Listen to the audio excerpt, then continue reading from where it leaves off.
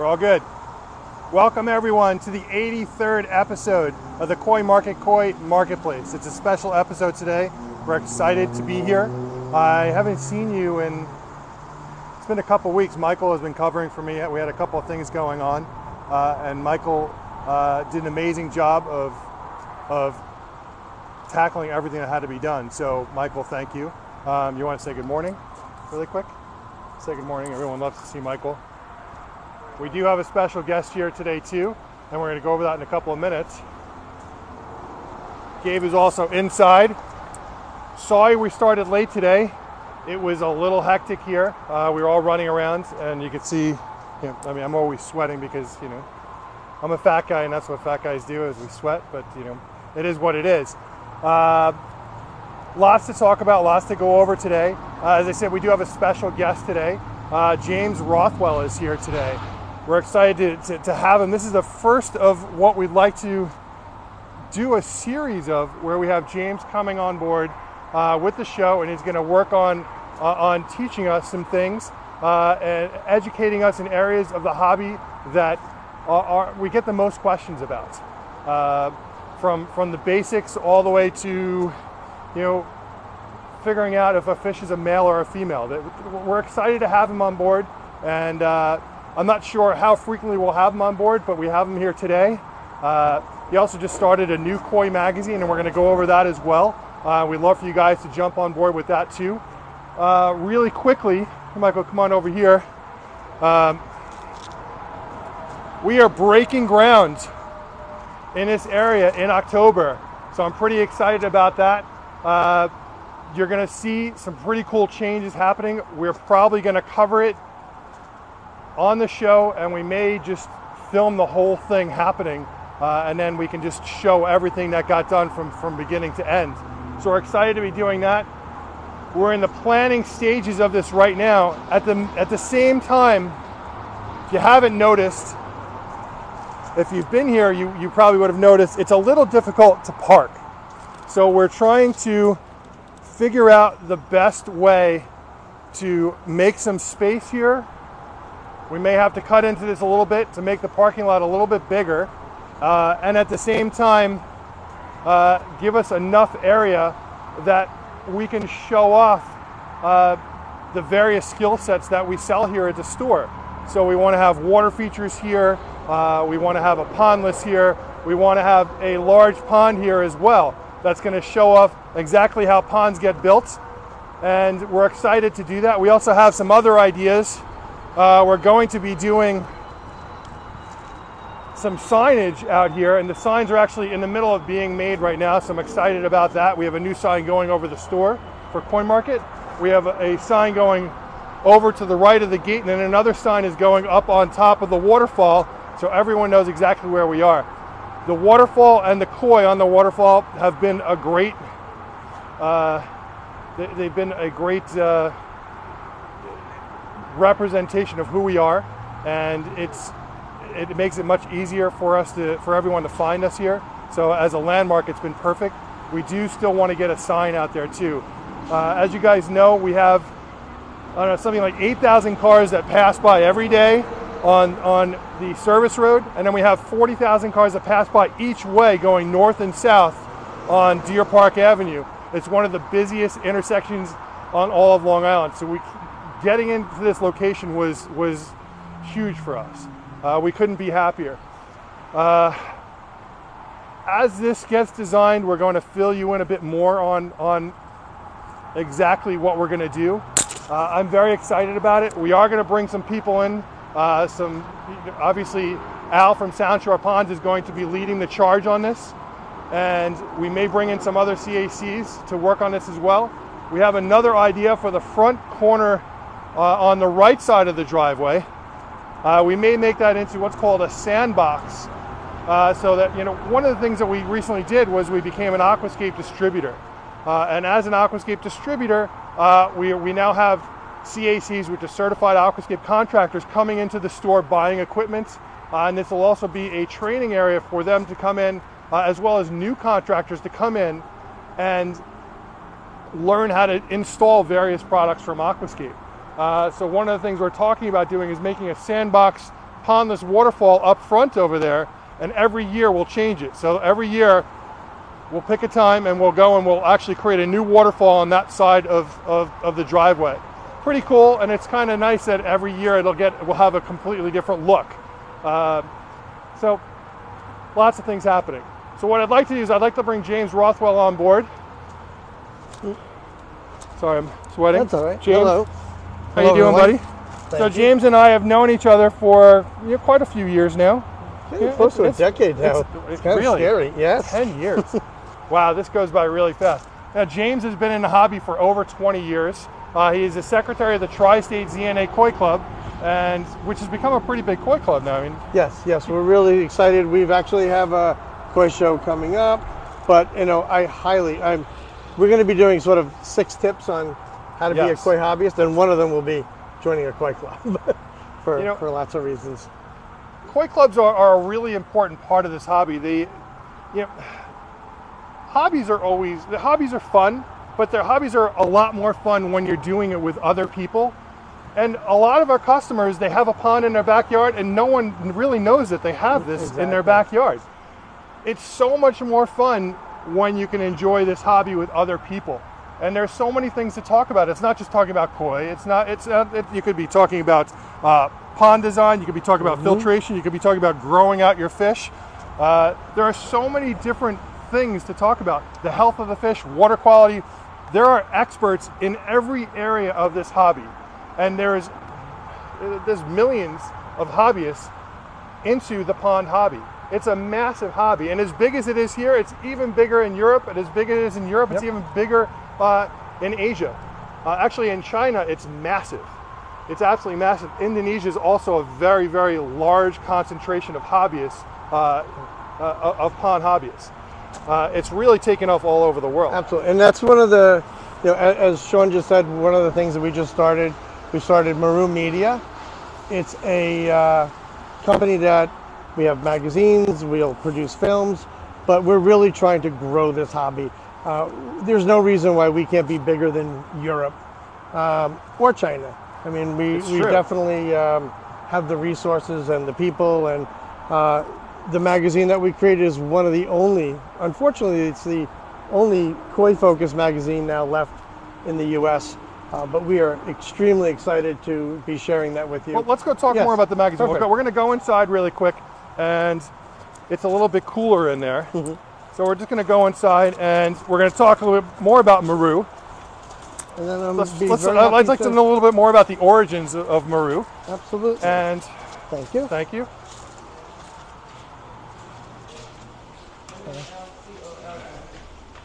Beautiful. So for everyone, this is Maru Koi. And if you're wondering why we called it Maru, Maru means full circle in Japanese. And so we're kind of giving you this 360-degree view into the koi hobby. Inside you'll find profiles on the best breeders in Japan. You'll find profiles on different dealers, on different koi hobbyists. And we're really trying very, very hard to basically try to get everyone involved. We want to, for the experienced koi hobbyist, but at the very same time, let me just kind of put it, at the very same time, the beginner koi hobbyist. We don't want it to go over anybody's head. Now, this is, as far as I'm aware, this is the only koi magazine in all of the U.S., right? This is it. Yep. This is it. We had looked at buying USA Koi, Koi USA, but things kind of fell apart. But they were actually very, very helpful in getting us to better understand our market and what they were doing right, because they were a great magazine for years, and some of the pitfalls. So we're trying very hard to not make the same mistake. In this issue, you'll see, we wanted to get out a little bit sooner, but it's all sort of about Japan opening and some of the experiences there and what you would need to do if you wanted to visit Japan. There's also profiles on different breeders. Here we have the Heroi brothers in this one.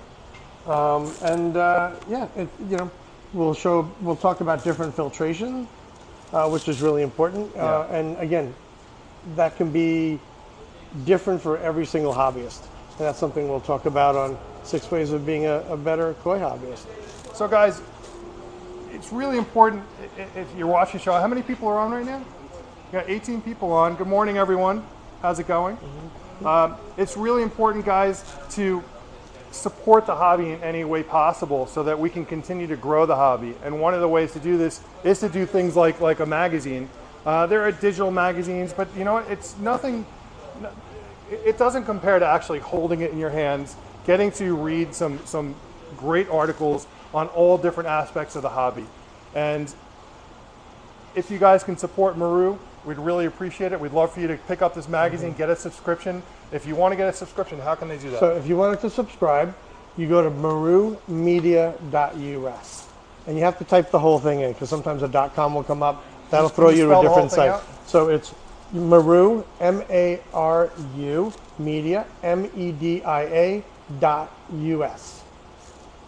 So, all right, yeah, and then you guys can sign up for a subscription to the magazine. If you do come into Koi Market, we will also have this magazine for sale at the store, so you can get it right at the register. We're very excited to have this as another product in the store, and you know we're always into reading anything we can on this hobby. Yeah, you know, it's very interesting. You know, it's one of those hobbies where I find you learn something new every day. Absolutely. If you stop learning, then you're done. Yeah. You know, and things change, innovations happen. You know, a lot of preconceptions that we used to have are far different now as we all begin to learn. But what I really do, you know, one of the reasons for, again, making this magazine is we're all getting a little bit digitally exhausted at times. We had, you know, especially after the pandemic where a lot of people were working from home, you had 14 hours on your computer. Your eyes are wanting to bleed almost because you've been on so long. And it was at that point where like, wow, I just wish we had, you know, a magazine that I could kind of actually get away from that. And that was one of the inspirations for doing this. And so excited. So anyway, do you want to... So before we go there, so you are also training to be a ZNA judge. Yes, so I'm training to be a ZNA judge. I feel like that's one of the you know, the harder judging programs to kind of get through. Yes, and it takes a very, very long time. There's multiple trips to Japan. You're constantly taking tests. I love that they put your scores up there when you take your tests. Can you tell us more? Like, tell us more about going to Japan and taking these tests. What kind of things are you getting hit with? So a lot of times I'll go when we have the All Japan Koi show. At the very same time, ZNA sort of rents out these offices next to it, and you kind of go in there. It's a 2-day event, and it kind of has a lot of pressure on it because you're there with everyone from all over the world. Right. So there might be another 100 other judges from around the world. They'll put, I think last year was five different Sakai Kuhakus in a blue bowl. And it's funny, as me being one of the newest people coming on as a trainee, I got to go last. Unfortunately, what's not great about that is these fish have been in this tub now for a few hours. So you can see the shiroji's getting a little bit red. It's a little bit, but they kind of walk you over there. You've got 5 minutes to look at them and then begin to judge them from 1 through 5. Very interesting. And it's like you can get 1 or 2 wrong, but what you don't want to do is you don't want to take like number 5 and make that number 1. Yeah. That's a big red flag. Right. And then they'll post up the scores and so forth. And you're looking at stuff like body conformation. You're looking at finish and patterns and things like that. So it's quite exhausting. And I will say, a certain judge, and you know who you are, kind of gave me this advice once. He's like, once you kind of do this program, you have a hard time looking at your own koi sometimes because all you'll see is the faults in them. Right. He's sort of moved to a lot of different varieties now off of the Gosanke area, so he can just have a little bit more fun and not judge his own fish so harshly. Well, so what are the criteria? You mentioned a few things. Well, you basically have, you're always going to start with your body conformation, and that's going to count. To be sure, I think it was 40%. Then you're going to be doing your finish, which is the shine of the fish and what it's looking like. You also have like your pattern, which counts the least, And I am forgetting one. I don't know why. I'm kind of having a little bit of a mental. It's so interesting that pattern counts the least when basically just about everyone who goes and looks for a fish looks at that first. Yes. You really want to start with pattern. Yeah. And you kind of want to look. I mean, if you were going to buy a fish, the first thing I would tell you is like, look at the fish, look at the overall body, start looking literally from the mouth, make sure the mouth area looks good. Look at the barbels on the side, make sure that there's 2 of them, make sure that they have them. You know, look at the gills and the eyes and make sure they're equal to each other. Look at the the pectoral fins, make sure they're looking equal, there is not one cut or split. You know, you want to look at the pectoral fin. Missing. Yep, and you just kind of want to work your way all the way back until you're, you know, at the tail fin in that area, and all of those things sort of, you know, help bring that to life. And the thing is once you get the body, then you can start going, all right, now let's start looking at like how white is the white, how deep is the benny, you know, things such as that. So right. It's really it takes a while to kind of get there, and believe me, you know, pattern is still important, you know, and when we're judging, you know, if you're in size 1 or 2, if you're doing a koi show, number one thing you're just going to look at is pattern. So if you didn't have a big fish and you wanted to win like baby champion or young champion, you know, then think pattern. It's the one time, you know, that you want to do that. Other than that, then you want to really see the fish develop and you know, start looking at, you know, how big is the head, you know, how wide is the fish, how high does the spine and the bone go up? You know, those things are really quite important. Sure. You know, how deep the tail fin is, and you know, yeah. Very interesting. Thank you. If you guys, Michael's just gonna say as a question, if you guys have questions, please ask away. You guys always know that this is an open forum for us, and we like you to ask questions whenever you have something. Please hit us. So go ahead. Okay, if you are subscribing, one of the problems, and it's funny, we're having the site being worked on right now. There's a thing that says for international phone call, international users, you still have to put your phone number in there. Even though it says for international people, that's being changed right now. So if you're having trouble and you've gone to that, just log back out, make sure you just put your phone number in there, and that seems to have solved the problem. All right, great. But thank you. And thank you for subscribing. So guys, as James was saying, if you are trying to subscribe on the website, make sure you also add the phone number. There are a couple of technical things going on because it is a new site. They're working that out, but if you do decide to go to it in the next week or so, just make sure that you put the phone number in as well. So we were going to go over a couple of things today. We have a lot to discuss, but you want to go over the 6 ways to become a better hobbyist. Yes.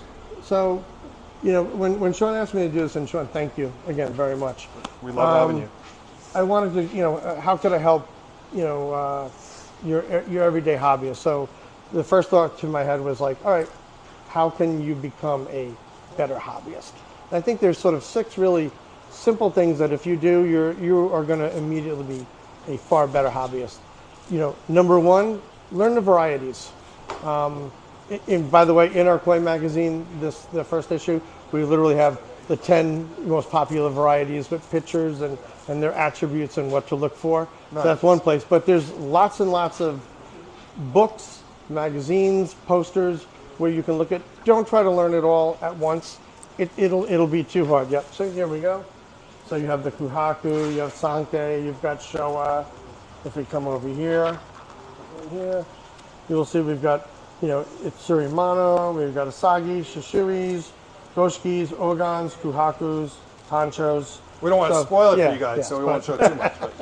But, you know, at least, I think if you can learn those basics, I think that's great. I also think, you know, Sean does a really great job when they're bowling fish and they're showing you the fish. He's not just like, hey, look at this one. He's like, hey, look at this lemon harawaki. Look at this Shiroitsuri.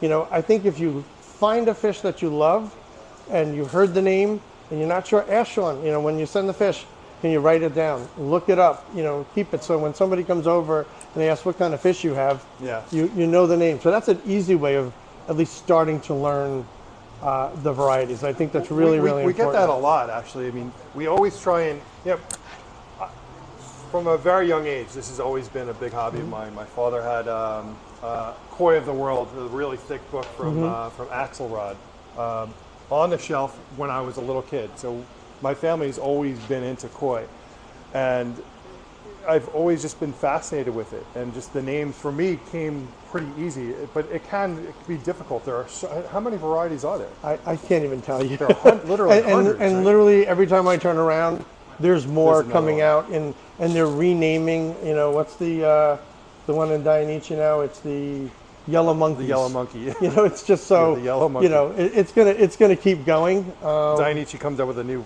new type every year. So you know, so They have don't black get diamond. don't yeah, exactly, and don't get overwhelmed by it. You know, start once you get those basics. You know, you'll be able to start. The rest will come a lot easier.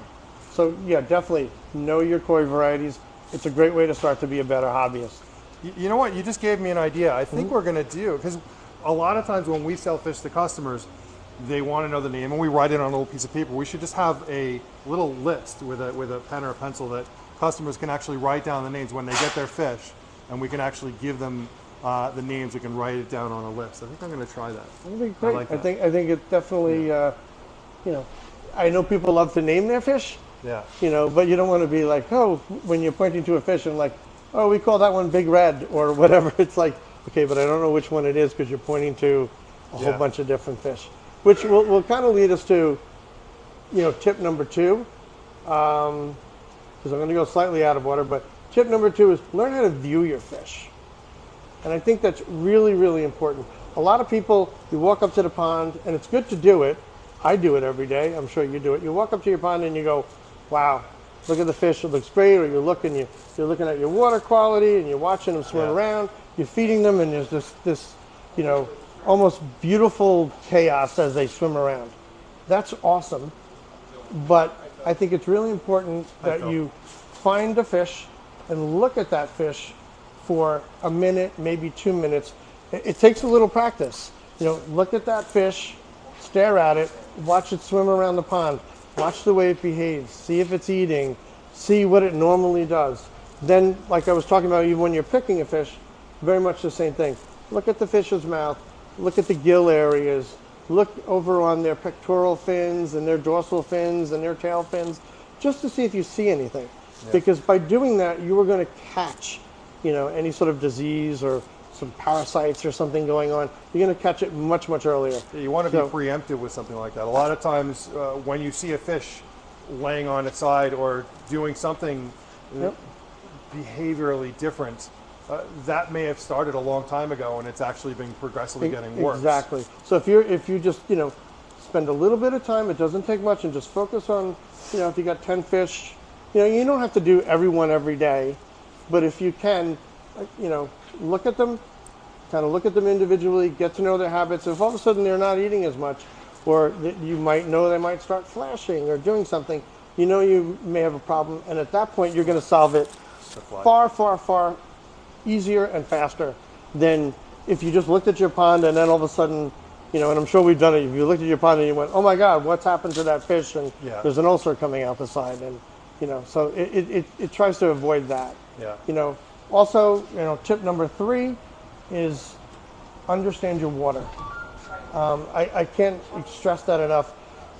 A lot of people talk about what's the best filtration. You know, we're not even going to get into that because there's so many different ways of filtering a pond that could work depending on the ecosystem. However, the one thing that doesn't change is the water quality.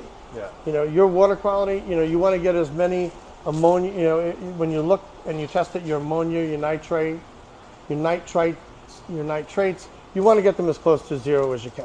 Yeah. You know, not everybody can get it to 0, but as close as you can get to those numbers. Well, if you're not at 0, then I would say that there are probably some other things that you need to be looking at. Absolutely. Too many fish, not enough filtration, exactly. Overfeeding. There may be some exactly. Sorry, so, I mean, no, but that's exactly some of the things that you'll have to begin to look at. And there's other things that I'll even do that, you know, one of the ways I try to monitor if I'm overfeeding or not is I have a TDS meter. You know, so you're kind of looking at the organics in the pond. Or what's in there, and a normal number is like, let's say 300. I think that's acceptable drinking water throughout the United States. If your TDS is at 300, you can drink it. That's not to say if your pond water is 100, you should drink it. Absolutely not, because there's other stuff in there. But from a lot of water authorities and stuff, 300 seems to be the number. I think in New York it comes out around 100. I think it's what it's coming out of my. I'll force it out of. Yeah. I still filter some of that anyway. But by knowing that number, if that number is, you get that number up to 400 or 500, and you're feeding a lot, and it's remaining stable, that's sort of a good sign. But if that number is all of a sudden jumping up to 800 when it's been 6, you better start, backing off on the feed a little bit more. So that's another way of doing it. Maybe you weren't doing something else. Or maybe more water changes. More water changes, or maybe you weren't backwashing your filters enough. Exactly. So monitoring the water is really important. The last thing I'd even say about monitoring the water, a lot of people, again, will do your ammonia, nitrite, nitrates, but you really need to look at your pH. Your pH should be somewhere between 7 and 8. If you, the closer to 7, I think the fish will grow bigger, but that doesn't mean if you have 8, you should try to get to 7. Yeah. Because the fluctuation in the pH is going to be far worse. So you really kind of want to keep that, within the 7 or 8 range. And the way you monitor that is your KH tests with the drops. There are some people that will do their KH test. I think the water in Long Island can be like 5 drops is what I usually find it at. So I monitor that. If it gets down to 3 drops, well, then I'm going to add some, baking soda into my skimmer and kind of get that number up a little bit. However, if you go all the way upstate New York, like my wife's uncle up there, it's 11. Really? So he never has to add baking soda ever. Unfortunately, if you add a lot of baking soda, again, that pH is going to start creeping up. So again, I depending on how often you can add more baking soda if you're not going to look at it a lot. But if you're going to monitor it, then you can keep that, 4 or 5. Yeah. If you're not going to monitor it, if you're only going to do it once every 2 months, keep it at 8. Right. The one thing you have to watch out for, obviously, with a higher pH is ammonia, because correct. Your ammonia will become more toxic with a higher pH. But I do think that this is a great topic for a much more in-depth discussion. When it comes to water quality, guys, one of the most important things, I think the area that gets neglected the most is filtration. Yes. We'll have customers that'll come in, they'll spend a lot of money on fish, and then we ask them, well, what kind of filtration do they have? And sometimes it's like a DIY, sometimes it's like a filter pad. This is the most important part of any koi pond is the filtration. It's not having nice fish. It's not having the nicest looking pond. Anyone can make a nice or the nice pond. Big beautiful rocks. Right. So before you spend the money on the big beautiful rocks, spend the money on the filtration. Filtration is the most important part of any pond, and if I will never change my mind on it. It's the most important thing. Filtration, aeration, circulation. But anyway, so. Yep. So again, know your water quality. You're gonna, you will avoid so many problems if you do that. Now, if you do start to have problems, you want to know what those are. So you should really kind of learn the basics about what diseases are out there, what parasites. We're not asking you to be a vet. We're not asking you to be an expert and go scrape your fish and everything. But you should kind of just familiarize yourself with some of them. A lot of them, yes, you can't see unless you're under a microscope. But a lot of diseases and parasites will at least kind of show themselves a little bit in other. Again, you might see flashing, you might see mucus on a fish, you might behavioral issues. Exactly. Yeah. So what I would suggest is find a book, look at it. We keep trying to every month we try to we have like a koi health profile where we try to focus on one disease or one parasite and what you should sort of look for and how to treat it. But I suggest that you really, really at least familiarize yourself with that. And then from there, I think the next most important thing, I think this is number 5 on our list, to be a better hobbyist, is to have treatments and medication on hand. I cannot stress that enough. There's been so, if you're going to have a problem with your fish, it could be, like the koi market could be open almost all year round. But I guarantee the time I'm going to have a problem is going to be the time where you take a long weekend and there's nobody here. It just happens that way every single time.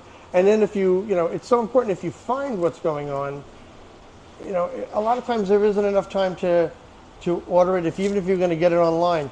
Yeah, sometimes Amazon can get you stuff in a day. Right. Sometimes it still takes 6 days, 7 days. Your fish might not have that much time, and the problem can really, get a whole lot worse. So I really do suggest that you kind of create your own little medicine cabinet for your fish. And some of the things that I would even represent, like to have in there is, have your water conditioners always on there. I don't know how many times, and I've heard where somebody's left their hose running too long, and suddenly they got to get their chlorine and chloramines out. You really do want to have that right in hand.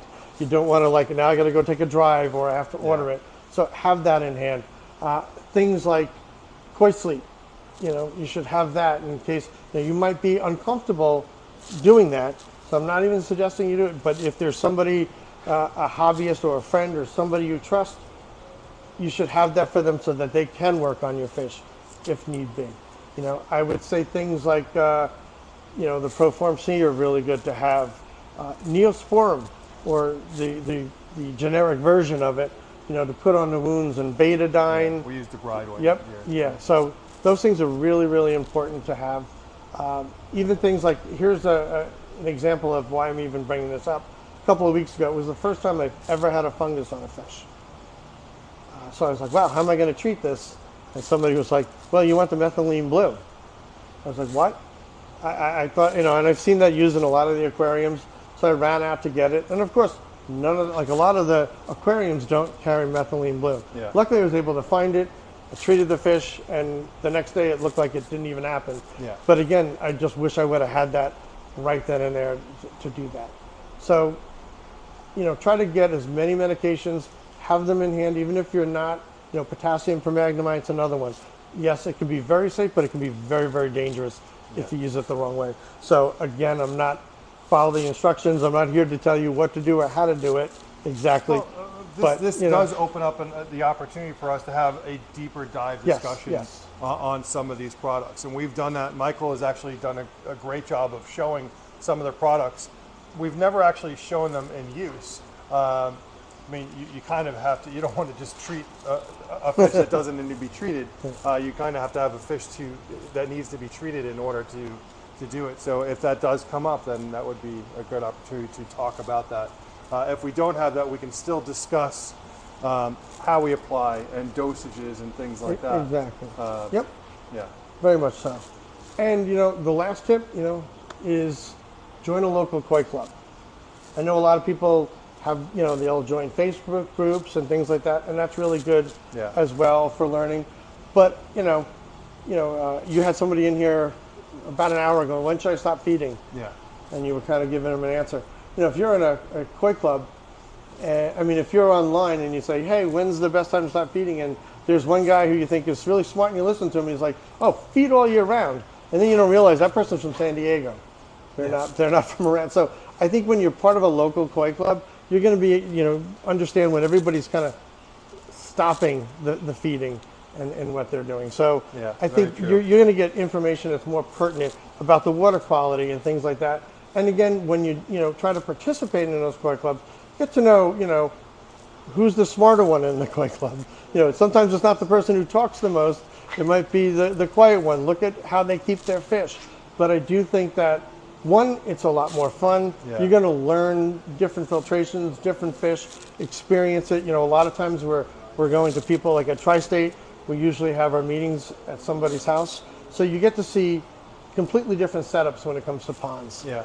Somebody might have a very natural looking, it's got rocks, it's got waterfalls and everything. Then you're going to see somebody else who's like, solely koi, and, it's either, liner, rectangular.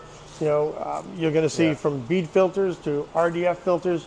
You're going to experience it all, and then you can, make a better educated decision on the direction that you want to go.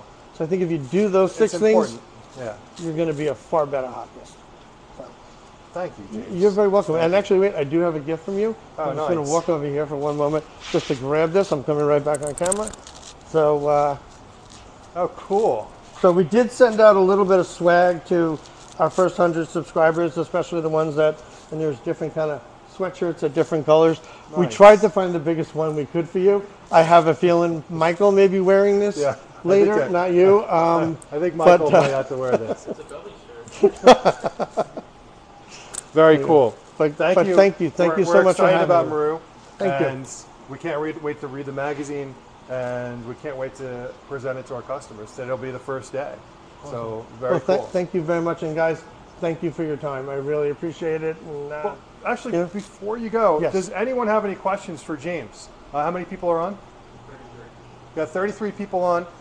So James is here, and he can definitely answer any questions you may have. Thank you again for the sweatshirt. Does anyone have any questions? Not why is Sean sweating so much? We already know the answer to that one. Anyone got any questions? If not, that's okay. Huh? Bonnie? Thank you, Bonnie. Thank you. Thank you. Dawn Marie asks, how do you lower your pH in a pond? So, great question. Very good question. So we always try and repeat the question. So Dawn had asked, how do you lower your pH in a pond? So if you want to. So, first of all, I wouldn't necessarily go about trying to lower it. You can. Some people use RO systems. They can get expensive, and you really got to monitor your pH, and they have automatic dosing. It's really kind of it's a lot to do. I would absolutely say if you have a pH of 8, keep it at 8. Don't fight unless you really want to spend a lot of money. Do the RO system, get the monitoring stuff. Then I would say do it. You know, a lot of people in the UK do that because their pH is well over 8, right. and you know they weren't growing koi bigger than like 18 inches. Right. So they purposely went about creating these RO systems and reverse, you know, and doing that to bring the water, because it'll strip that out. Right. It'll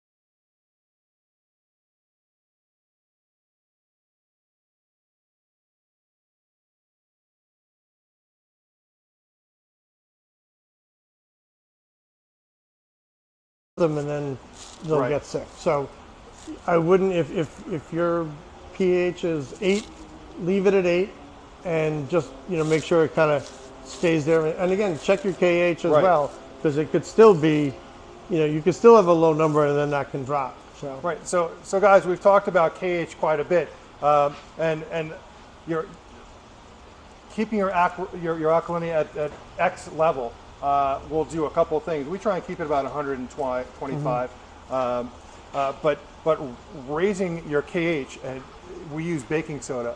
And when you use your baking soda, it'll actually do what's called buffering your pH. Okay, because your pH is going to swing up and down morning to night. Raising your KH using baking soda will actually keep it at level for a longer period of time. It will change with rain and snow, of course. But it's one of the most important parameters you should be testing for. One of the other things that occurs, I'm sorry. No, I was just saying, you mentioned snow, and I think that's probably one of the most dangerous dangerous things that can happen for people who live, like, you know, in an area where it snows. And I've been a victim of it when I was a younger hobbyist. You know, I remember I had all these beautiful fish. I did everything right all year round, and it was kind of towards the end of the year where from nowhere we got like 2 feet of snow.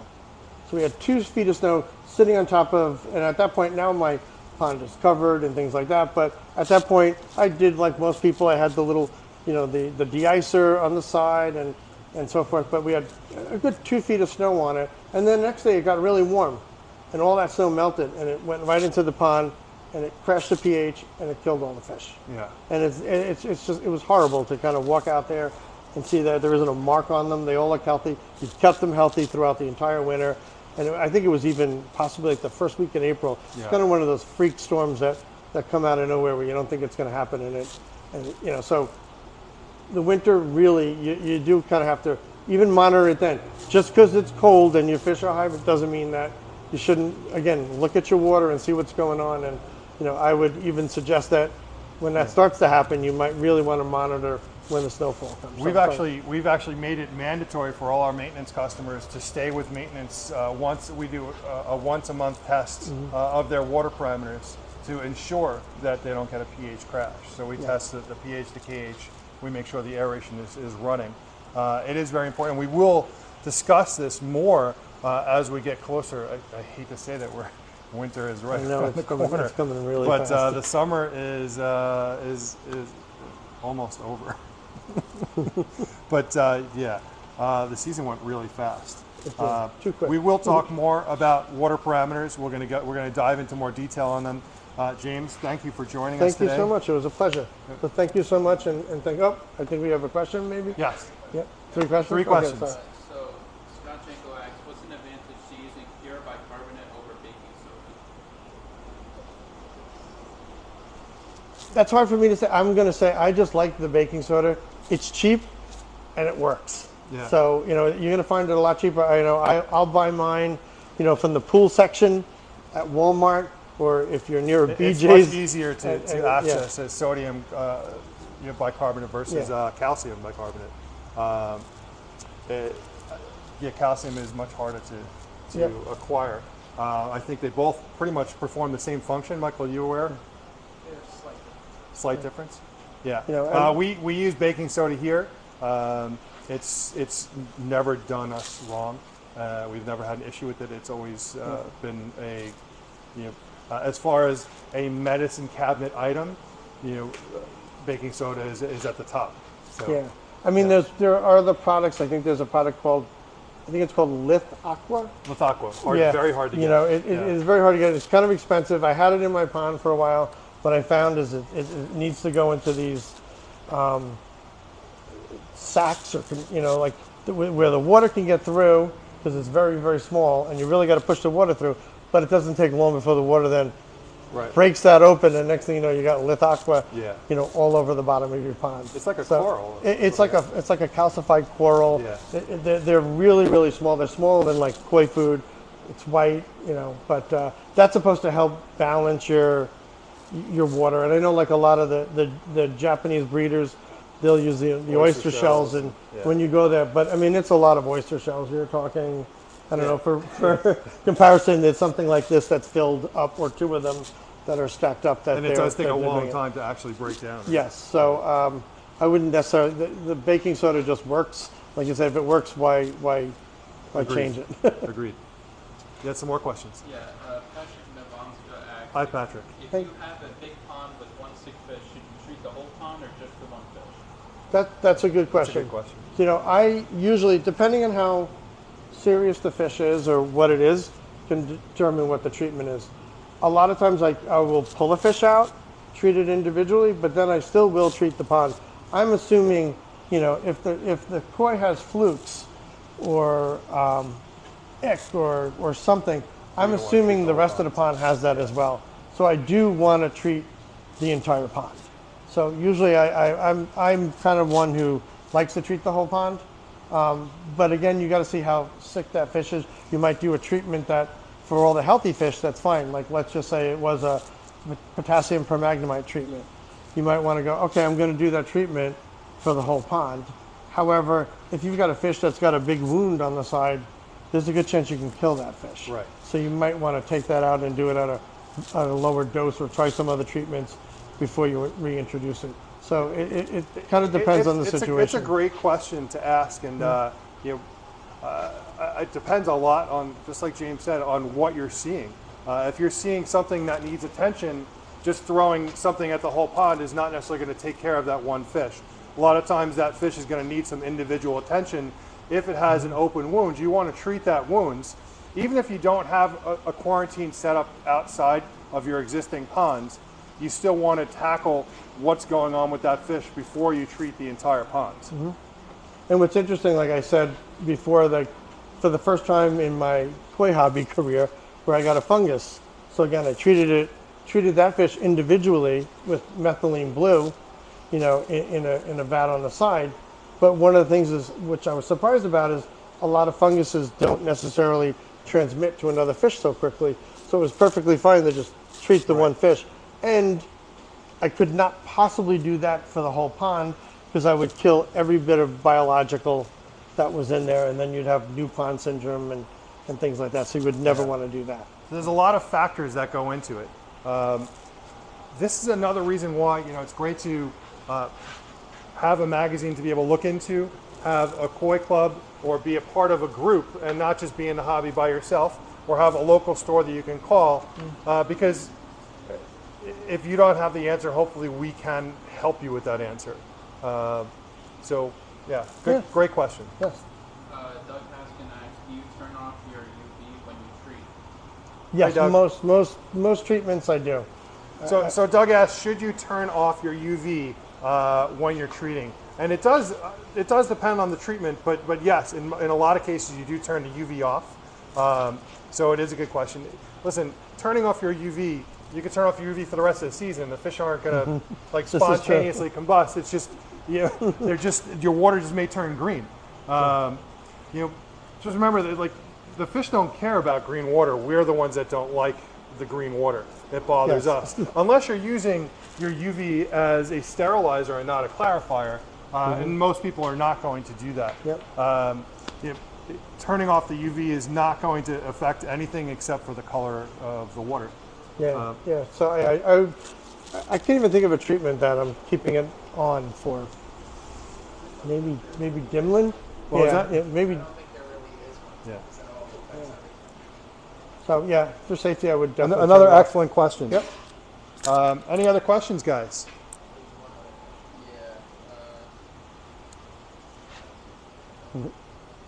It's funny how I'm looking as if I can see everyone. Is a flow-through system better? That's a good question. I do kind of have a little bit of a flow-through system. I like it very much because again, you're bringing, the bad water's going out, the good water's going in. That being said, if you are doing that, make sure you're still checking whatever that water source that's coming in. And I have Can you talk a little bit more about what a flow-through system is? So a flow-through system is where you're constantly having the water, fresh water is coming into the pond, bad water is going out. Okay? So you have an overflow that's set up so that when you're putting fresh water, Exactly. there's a way to get the other water out without overflowing the entire time. Exactly. So instead of doing like, I'm going to do a 10% water change here, it's just constantly, happening. That's a great system. I love it. That is the primary way in which the Japanese actually filter their ponds. They don't have a lot of stuff they have because they have so much perfect water. They're just, there's hundreds of gallons coming in, every hour and then going out. So I do like that, but you do have to kind of watch the source as it comes in. We had a friend just recently who had spent a lot of money. He did this beautiful pond, 4 bottom drains, 2 RDFs. The K1 meeting did everything. It was beautiful, and he started having problems with this pond. And he kept looking at it. He couldn't figure out what was going on. Kept checking for parasites. Kept checking for everything. And then when we finally determined it was actually the water source that was coming into the pond, it still had a little bit too much for the chloramines that were coming in. So that kept killing his biosystem, and his fish was very unhappy. So if you are going to do that, Chloramines are not everywhere. Chlorine not is everywhere, just right. about everywhere, but chloramine. this was outside New York, so yeah. So you do want to just at least monitor that source, to make sure that if you have whatever water authority you have doesn't do some sort of bizarre cleaning that they're dropping that into your pond, or one of those big blue filters, the big blue. It's got all the carbon in it, so I do have it. So at least if that happens, that's at least a little bit of a safety, point before it goes back into the pond. And we do have a little bit of chlorine that's going into our pond here. So what James is talking about is, utilizing a dechlorinator, which is a unit that has carbon inside it. It's all the impurities. It's something that's fairly common. You can get it at just about, I think you can get them at Home Depot on a large scale. I think the one I got was, I think from Pentair, I think is the one that I had bought it from. Yeah, we've definitely seen them, and we've seen ones that just attach to your hose. Now, what you do have to remember is that carbon doesn't last forever. It's something that you do have to replace. And it really goes by the gallonage, how much water you're putting through it, and the carbon Yes. will last X amount of time. We actually have drip lines here at the store. We constantly have water coming into the ponds, but we do have it on a spray. So when you do it on a spray, it does dissipate the chlorine into the air to an extent. But it's one of the most common things that we hear of from customers coming into the store is, oh my God, I killed some of my fish. Oh my God, I killed all my fish.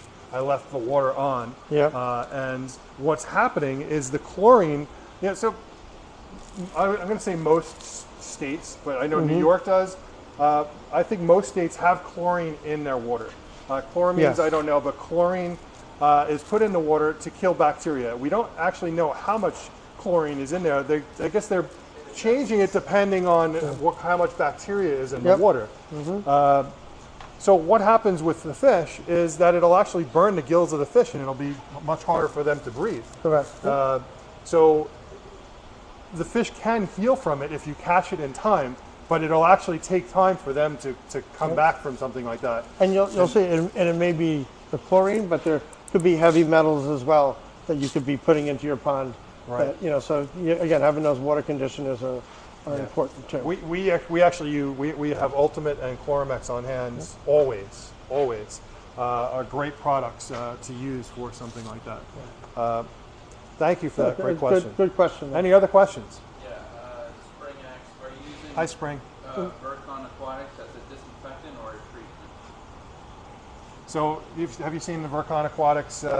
It's actually a dangerous product. Yes. I have not used it, so. So and the reason why is because you know that it's dangerous as a product. I'm guessing. I shouldn't speak for you, but Vercon is actually something that we've used way back in the day to clean tanks at the shows and things like that.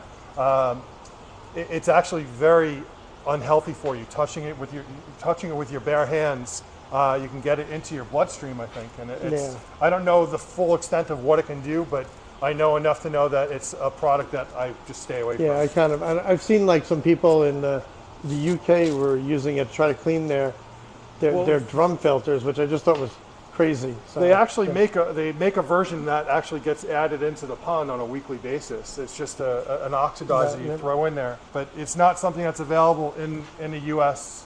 for a reason, because it is a dangerous product. In spring, I would definitely just stay away from it. Yeah. Michael Adrian said, I probably missed this question, but what is the #1 treatment chemical to keep on hand?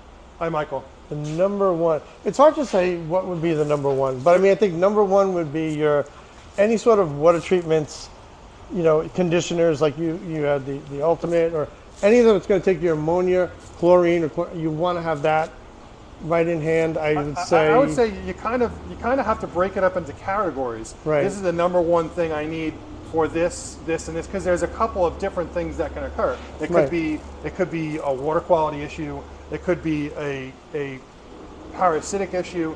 I think there's #1 in each of those categories. I would say #1 would be like, okay, any one of the water treatments. I don't know if it's raining out. We have a lot of problems with fluke. So any of the Praziquantel products, I think, is something that you always kind of want to have on hand. It's very hard to eradicate fluke. So I would say that's one of my broad spectrum. Yep, broad spectrum stuff. Like your Proform C and things like that are really good to have on hand. And then like a wound treatment. I think. Yep. You know what, guys? I think this is I'm going to say fabulous. This is an amazing topic of discussion. Is a medicine cabinet. Yep. Would you be interested in doing? And let's put a medicine cabinet together. Yep, absolutely. And actually show, or a basket, or whatever it may be. This is the stuff that you really should have. We'll actually put some products together. You know what I got to do? I'm sorry. Oh, go. I'm going to go. I have to go shut my car down because the top down. So excuse me for one moment, please.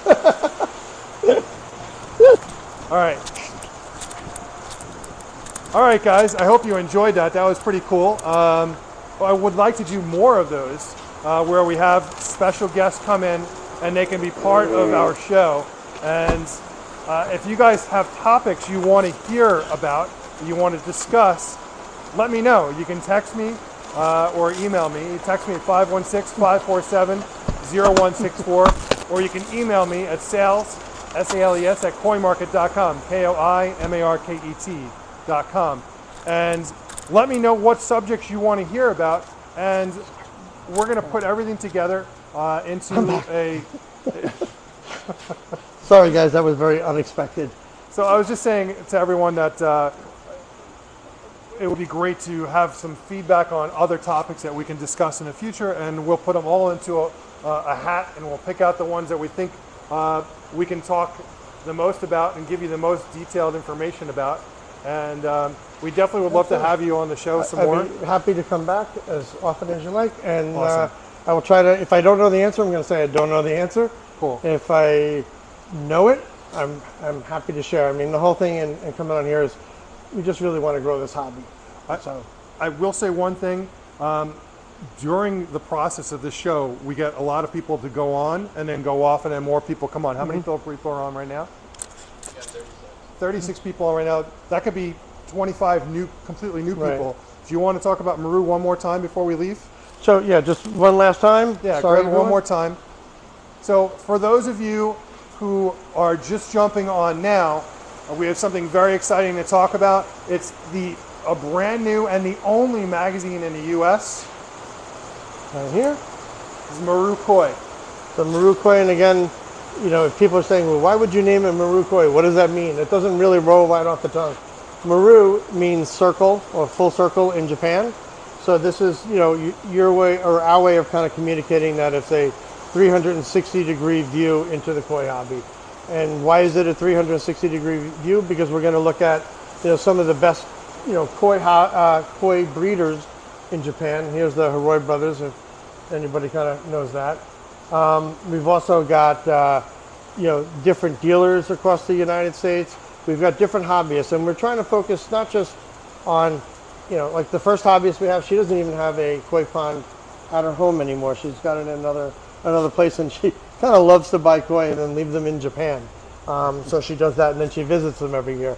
So you have a hobbyist like that, then you're going to have a real do-it-yourself hobbyist, and then you're going to have somebody who's, you know, all about showing koi, and, you know, so we're trying to get a range of the type of people that we bring in.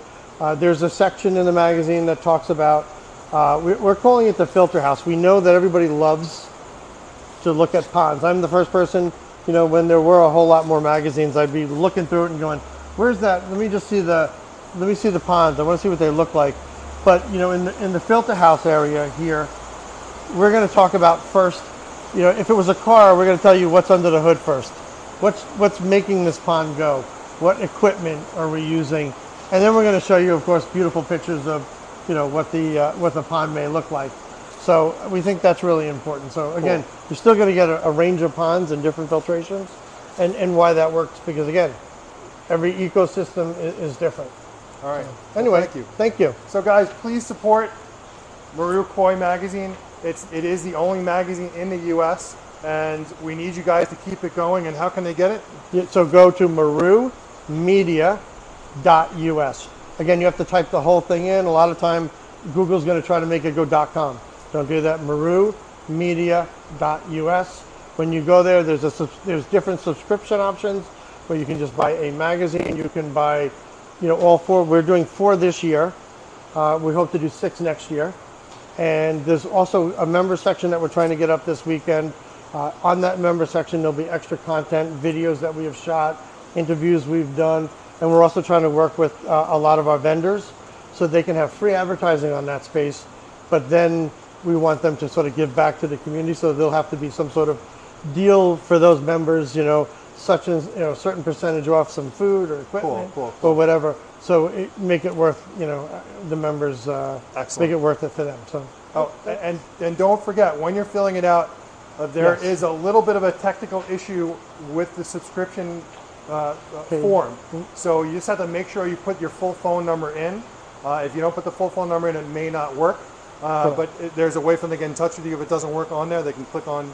Yes, if you wanted to get in touch, just if you were to type in james@marumedia.us, I'll be happy to answer any questions from there. So again, james@marumedia.us, And if you have any trouble, Cool. please reach out. All right. Okay? Thanks, guys. Any Thank other you so much. questions? Yeah, actually, Doug Haskins commented or gave like a little criticism. Set up an instructional video library on the website. Absolutely. Yeah, we're going to be trying to do like these little tips on here. Like I'm even taking what we just talked about, and that might be on, that could be an article in the magazine.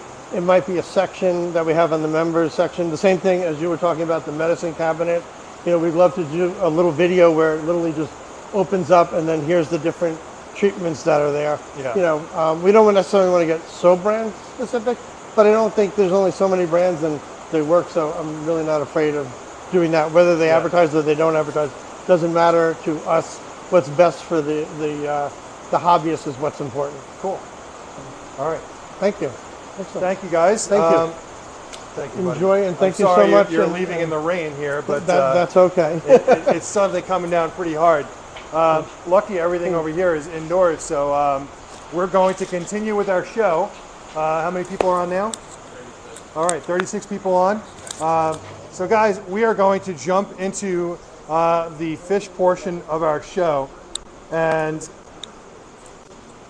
one thing we haven't gotten a lot of exposure on is some of the fish that we brought in. We have some really cool pearl scale orandas. We actually have a beta in here somewhere too. There's a pleco there too. So here's some nice pearl scale, and you can see the pearl. They blow up like a ball, and you can see the scales are almost like coming out. I hate to say it, it almost looks like they have a, they're pleasantly plump. Will be nice. Check out that beta right there. How gorgeous is that? These pearl scales are 55. That jumbo, it's called a Nemo Koi beta. Gorgeous fish. The Nemo Koi beta is actually 75. And then we have some calico orandas, some white pearl scales, and this is how they look all the time. Check those guys out. Now, you can put these in a pond. It's probably better that you actually just have a goldfish pond if you're putting them into a pond. Because of their body shape, they don't move around as well as a koi does, so it's going to be harder for them to get to the food. And they're going to be left out in the cold because the koi are going to eat everything. So if you are going to put fish like this into a koi pond, it's certainly better to, I guess if they're small koi and they're growing up with the koi, maybe there's a better transition. But if you had a separate pond that's just a goldfish pond, then you could definitely put these guys in. You sure could. You definitely could. You could do a floating and a sinking food. It's actually better to give goldfish a sinking food because they gulp air and they'll actually bring in, they can actually expand and form gases inside of them from gulping the air. And you'll see, like, I think there was a fish that was upside down yesterday. He's not doing it today. But you'll see goldfish that are starting to blow up and their buoyancy kind of, and they start to, happens to me sometimes if I eat too much. I don't go upside down, but yeah. Don't some people like stick a needle inside and let the air out? No. Really? No, who told you that? I saw it on the video. Really? Have you heard of that? Goldfish with a blown up belly sticking a needle to let the air out? Come on. Thank you. Thank you, buddy. See you soon. Well, this isn't Harry Potter, and I'm not doing that. If that is true, I would love to see it performed.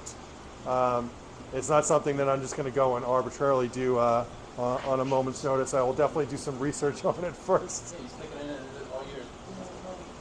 No. I saw that in in Yellowstone. I think I saw that. Yeah. Oh, really? So here's some more tricolors, tricolor pandas, and there's also another jumbo Nemo beta. Oh, there he is. Gorgeous. Check out that beta. Absolutely gorgeous. But goldfish are lots of fun to have. Here are some really cool red caps over here. Check out these red caps. I love these. They just look cool. And then we have some bubble eyes here. Check these guys out. And we have some jumbo pearl scale orandas in here. So pretty. you just want to laugh when you see these guys. He is awesome. Look at that.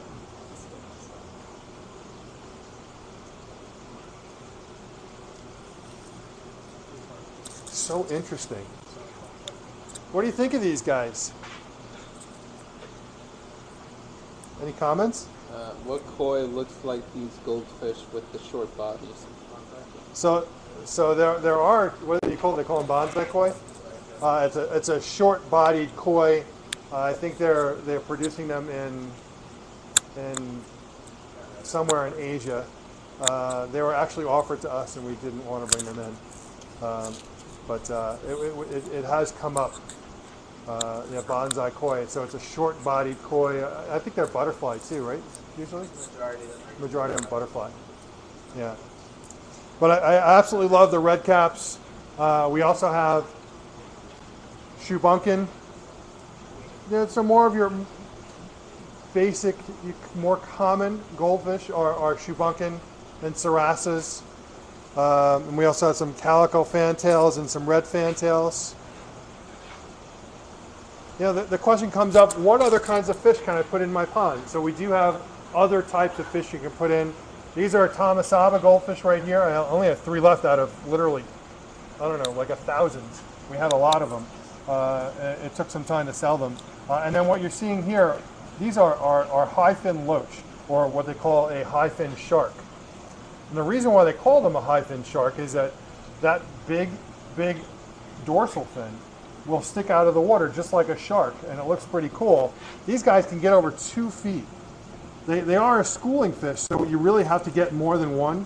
So we do have a requirement that you buy a minimum of 2 so that they have a friend.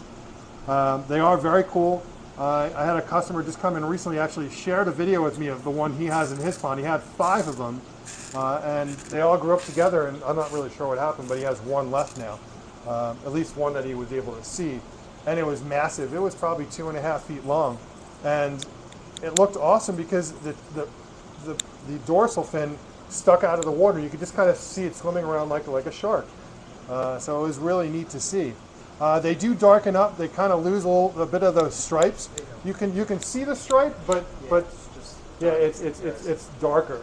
But they are pretty cool. If you guys are interested in those guys, they're $70 each. Let me know. I think the last show we actually had someone buy a couple of them. They called us afterwards and picked up a few. And then we have our sturgeon over here in our big sturgeon tank.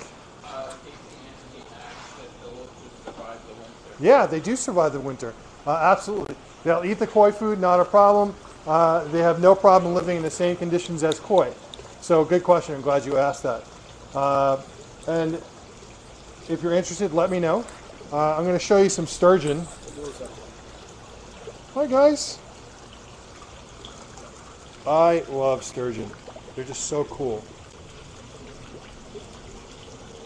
I'm going to grab a couple of them here. Well, I grabbed one. I'll grab another one. Come on. So now I have none.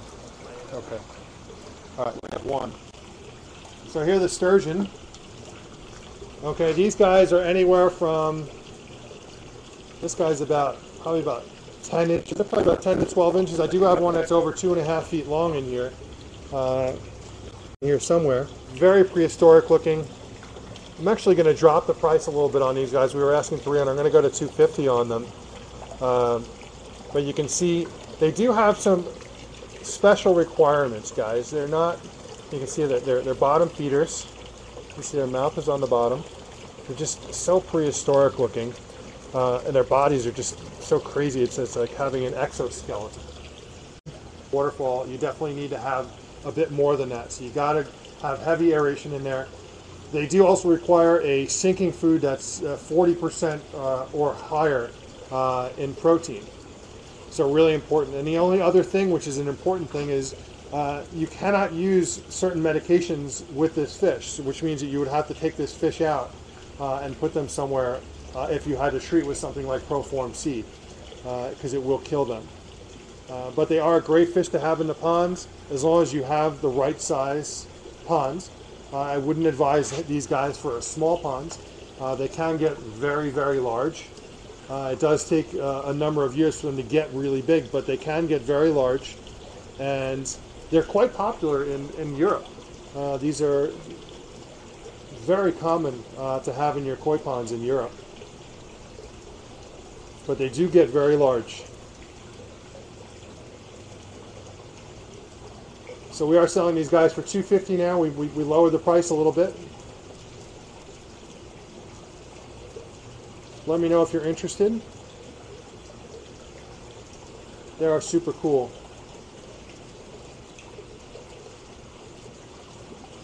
Any questions? Nope. No comments? Yeah, I just love these guys. You know, I've always wanted to have from the first time that I saw them, I said, how cool would it be to get one of these guys in my ponds? And you're doing these for $250? We're doing these for $250. If you guys are interested, let me know. We do have a few left. I'll grab another one.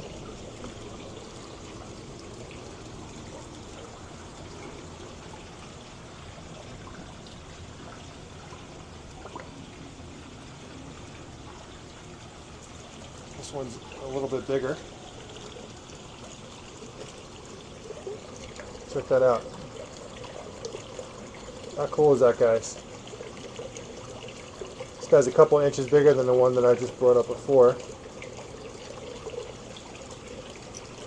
Kathy asked, do you have one in your pond? I don't. So my pond at my house, you guys have never seen my pond. My pond is small. My pond is about 12. My backyard isn't huge, so I have about 1,200 gallon ponds. And it already has a bunch of fish in it. So adding a sturgeon wouldn't be a good idea for my ponds. But when we build the new pond here at the store, we're definitely going to have some sturgeon in it, at least one, maybe two. So I'm excited, and we'll put some high fin sharks in there as well. Rob and Payback, are they better in pairs? No, these are. I think they're a more of a loner type fish. I don't think that is the case here. They don't travel around in schools.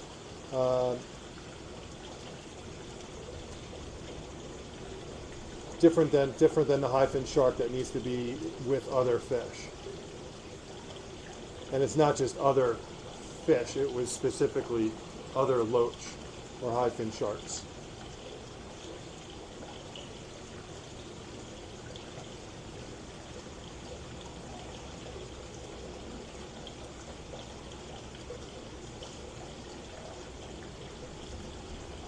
Very cool. All right, if you guys are interested, we did lower the price to $250 on these guys. You can come in locally and pick one up, or we can ship them out to you. You do need to have heavy aeration. It's not a, hey, maybe I'll get aeration. You must have heavy aeration with these fish. They require more oxygen. So if you don't have it, then I would say, I wouldn't even sell it to you unless I knew that you had proper aeration. I wouldn't want to put the fish in harm's way. Pretty cool though, right? All right, well, let me know. You guys can email me at sales, S-A-L-E-S, at coinmarket.com, or you can text me at 516-547-0164 if you're interested. Do we have anyone new on the show today? This is actually a net that we're going to be producing. This thing is pretty cool. This is the larger net. This is a 30-inch. We're going to be doing an 18, a 24, and a 30 on these. Probably launching them next season. It is rubberized. It is a rubberized coating that will make it much smoother for the fish. Will not get caught on their fins, which can happen. And we'll be coming out with these soon. They're nice and deep, so you can see how deep they are. And we just sell the head unit, and you can go to your local pool store to get a handle. And the reason we're doing it that way is shipping handles is just not possible anymore. The cost for shipping on a handle, it gets so ridiculous that it just makes it not worth it. So we'll just ship the head unit, and then you can pick up a handle at your local store. And the nice thing is that your local store, like a Leslie Pools or whatever your local swimming pool store is, will have a handle, because we're going with a universal design, which will work with all generic pool handles. So that's a much better approach. I will get back to you on price when we bring them in, and this is a 2024 product for Koi Market. So very excited about that. Stick that over there. All right, so we did some goldfish, and we went over the sturgeon, and we showed you the high fin sharks. Gabe, can you do me a favor? Can you walk around the Tosai house? We're gonna do some Tosai today, and show everyone what's going on in there. All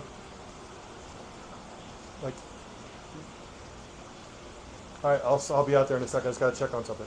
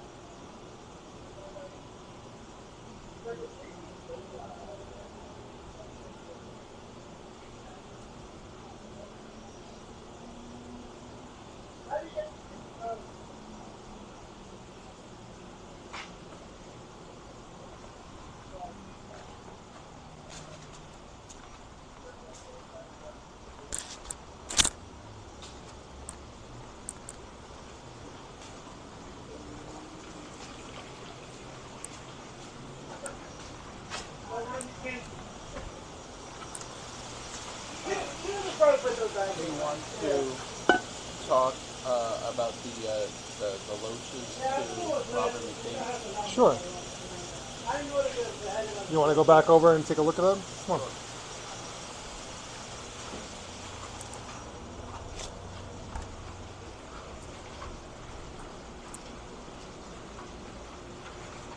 So Robert, here are the loaches again. You can see them in the background here.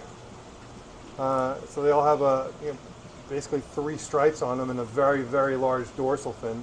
It is a loach they call the high fin shark. The nickname is the Chinese high fin shark. He said, how much, and can I put them in my pond with no worries? Yes, you can put them in your pond with no worries. You do have to get a minimum of 2. They're $70 each. Like I said, they can get pretty big, 2.5 feet. It does take some time. There are slower growing fish, but they will eat the same food, and they'll also eat other things in the ponds, algae, etc. we can definitely get you some of these. Let Michael know if you're interested, or you can text me, and we'll get some over to you. Let me know how many you want.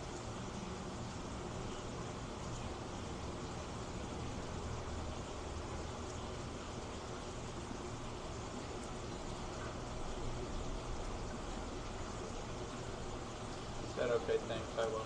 Okay, sounds good.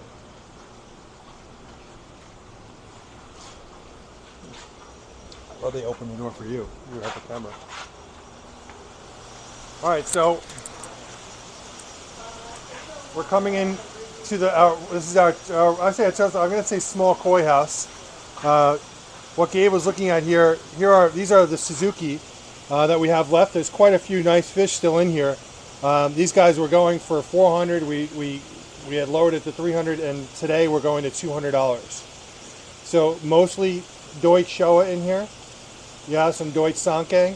You have some Deutsch Tancho Showa in here. And these guys are going for $200 today. So if you guys are interested in these, let me know, and I will gladly put some bowls together.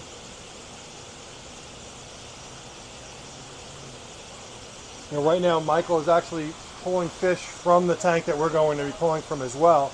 So what we could do is, I'm going to go set up a bowl over there, and just give me a couple of seconds. Hey, son, nice to meet you. How are you? I'm a big fan. Oh, well, thank you. I watch every video. Oh, well, thank you. Thank you, that's awesome. He's a great guy, man. He's our man. He is, yeah. You guys done already for today? For today? No. We're actually just getting started. Oh, okay. Yeah, we're gonna start showing some fish. Oh, okay.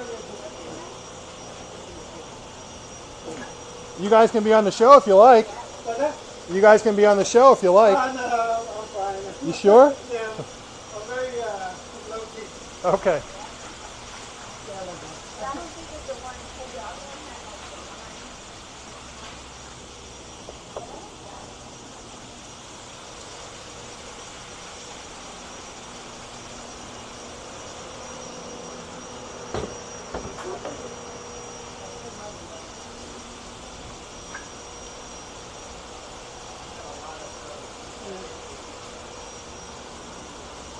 Okay, so guys, I'm just going to grab some water, I'm going to grab some fish, and we're going to start the show, the second portion of our show.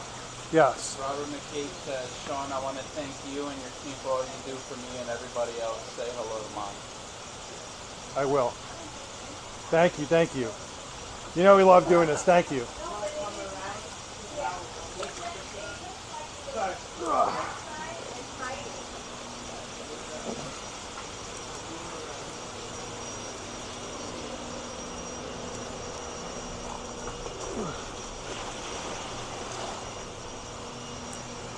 Hi, Bodie.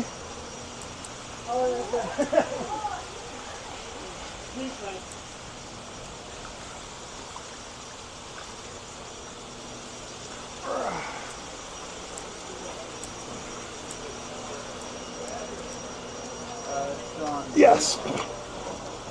David Coder asked, will the hyphen sharks last outside in the winter? Yes, they will be fine in the winter. Good question, and yes, they're fine.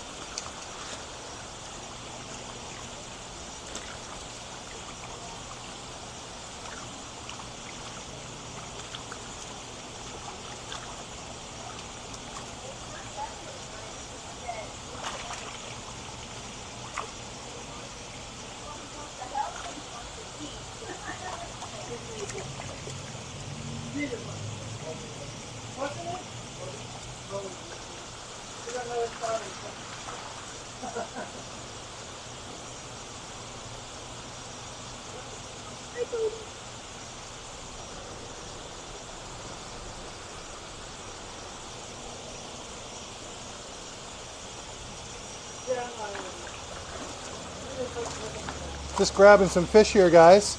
So give me a couple of seconds.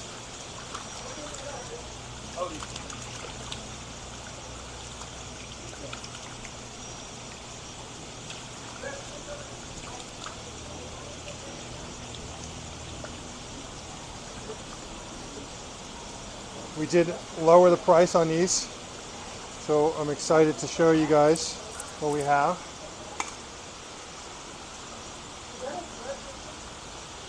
Just grabbing a bunch here, so just give me a couple more minutes to get them ready for you. Hi, how are you?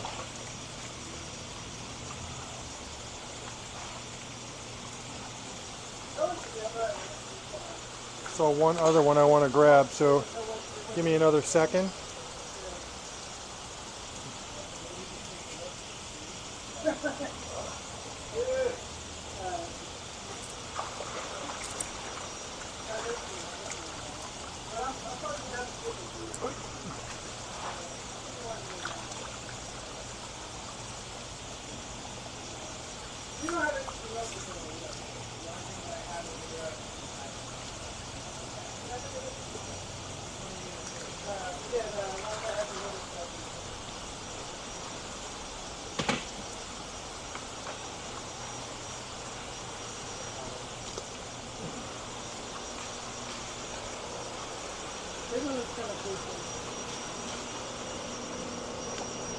Okay.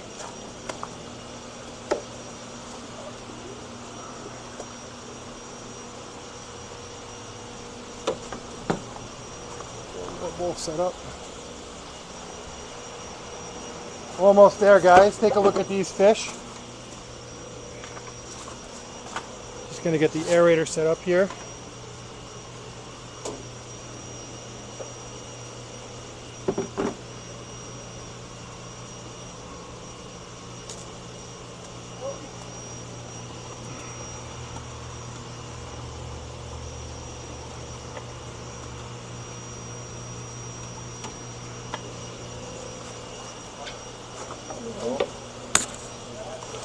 Let me know if you see something that's going to grab some water.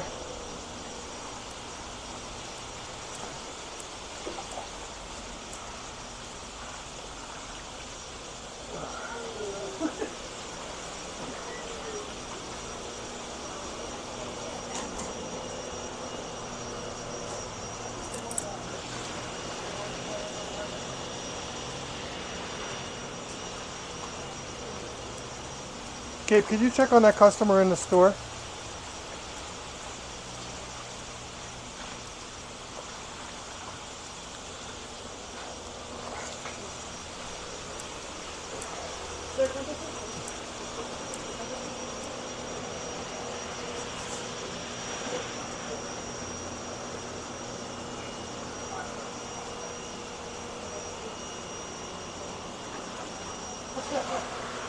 Okay. So here we have some Suzuki Deutz. If you guys are familiar, these are the last Suzuki fish to ever be produced. Suzuki retired after this batch of fish. So we did these fish. Okay. And he retired. But there's some gorgeous fish in here.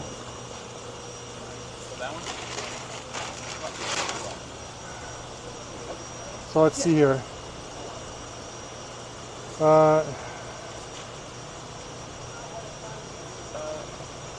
Yes, we are open to the public.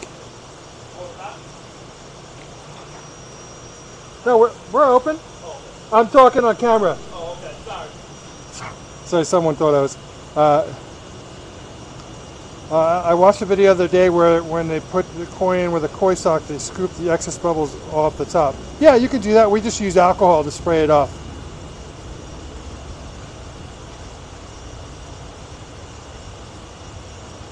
Sorry.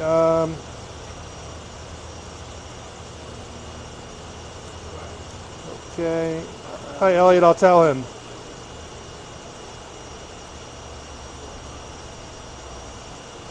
So these are Suzuki. These are mostly Deutsch Showa. Gabe just went in to help a customer. He's coming back right now. Let's show some fish. So guys, just remember, whenever you're looking at fish, especially like this, you have a Showa, and these are Deutsch Showa, so Deutsch are scaleless. You can see a lot of the colors are coming up, okay? So it's not about just what you're seeing on top of the skin. Just like I say, don't judge a book by its cover. There's a lot more than meets the eye here. There's a lot more coming up here. So here, as an example, I'll take these two fish. Okay, let me make sure that they're in view here. Yeah. Okay, so I can see Sumi black coming up because Sumi coming up on the head here. There's more Sumi coming up on the body. Sumi's coming up on this gill plate right here. So you can see all this is going to be black here. There's going to be black on the head. Sorry, I'm going to take my glasses off because they're fogging up. Same thing on this fish here. So you can see Sumi black coming up on this fish right here. And I guarantee when this fish came, it looked a lot different than it does now.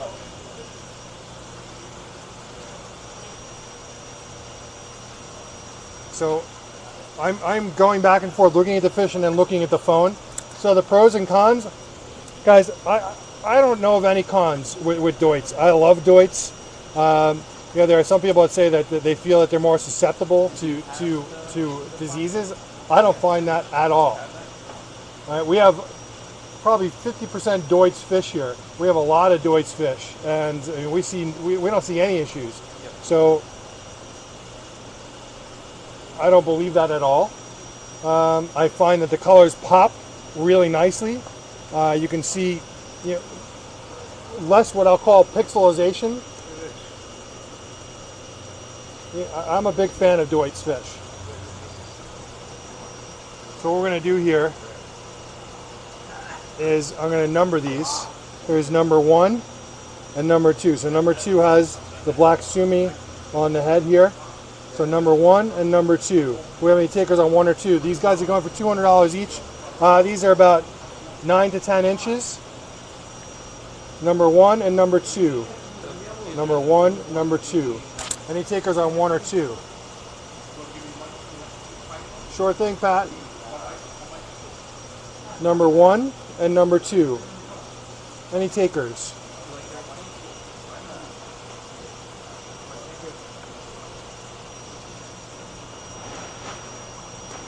Number 1 and number 2. Deutsch Show, these are going for $200 today, guys. It's an amazing price for these fish.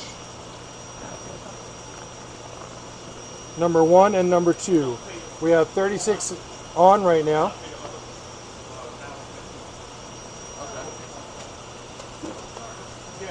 Number 1 and number 2. Any takers? Some very nice Deutsch Showa. Showing some nice Benny. Number 1 and number 2. Any takers?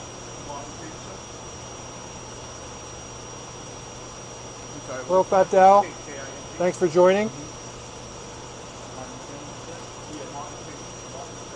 I hope you guys enjoyed the rest of the earlier part of the show. That was pretty cool having a special guest, and we plan on doing more of that. It's nice to kind of break things up, you know, get some opinions from people other than Michael and I, and you know, learn a couple of new things that you didn't know before. And when you say he's retiring, is someone taking over his breeding? No, he's done. He sold off all his fish, and he's just doing goldfish now. So he's completely retired. No one took over for him. He is no longer doing koi. Literally sold all of his stock and fish to another farm.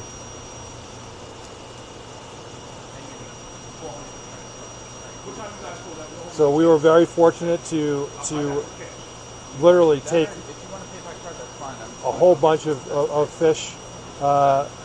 When he retired, we were able to get access to them, and you know, I thank my guys in Japan, and that was just a huge opportunity for us. If you guys aren't familiar with the origins of the Deutz koi, you know, Deutz actually meaning the word Deutz means German, the German government had given a Deutsch or German scale koi to the Japanese government as a gift many, many, many moons ago. And the Japanese government then gave this fish out to various farms in Japan. I don't know which farms they were. And they bred this Deutsch koi to the asagi. And the first fish to come out of that was the shusui. Very interesting. A little bit of history there. And now you can find Deutsch in just about every variety. All right, I'm going to ask one more time. Here's number one, number two. Do we have any takers on either of these? Or is there another fish in this bowl you guys want to see? Otherwise, I'll put these guys back. Not a problem. We did lower the price on these to $200 each. So would I say these fish would be worth money someday? I mean, they're worth what you value them at, just like any other koi. You know, it's just one of those things. I mean, I think it's not necessarily worth a lot because it's a Suzuki koi. It's just an interesting history of the fish.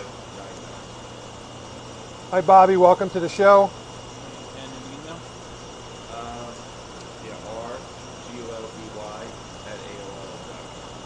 Thanks, Pat. All right, we're going to move on. No takers on these guys. These guys are $200. We had number one and number two. Number one here. Number two has a sumi on the head. We're going to move on. If you're not interested in these, that's fine. All right, we're going to move on. Guys, take a look in this bowl. Is there anything you're interested in seeing? I will grab it for you.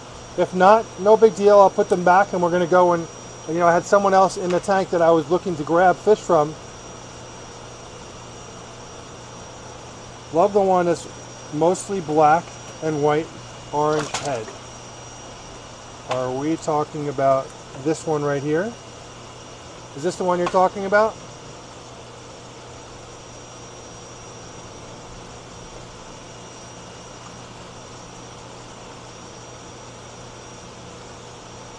Very nice fish.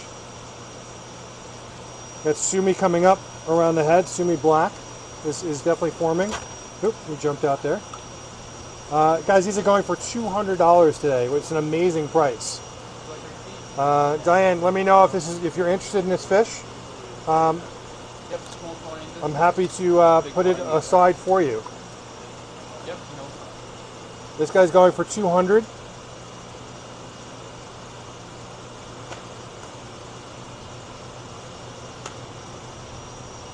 Deutsch Showa.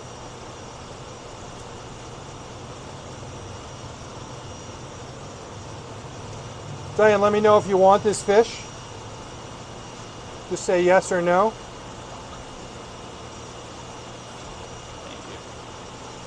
I apologize, Diane.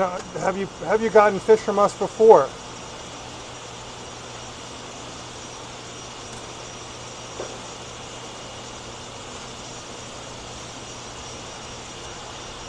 Okay, understood. Any other takers on this fish?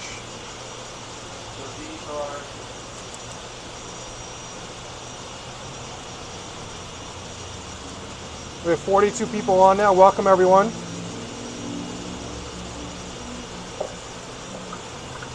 Well, thank you for watching, and I hope you guys enjoyed the earlier part of the show. That was pretty cool.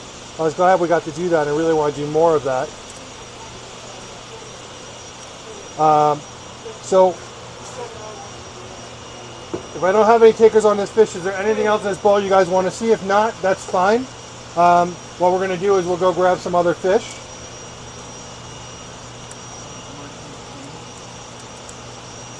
Gabe, can you put these guys back? We're gonna go grab some fish from Aoki.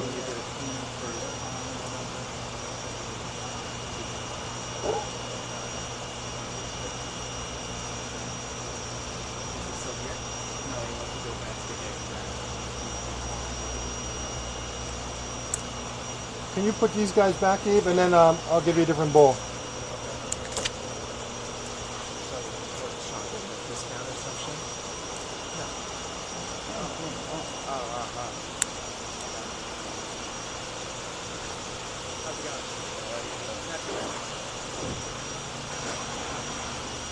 Oh, also.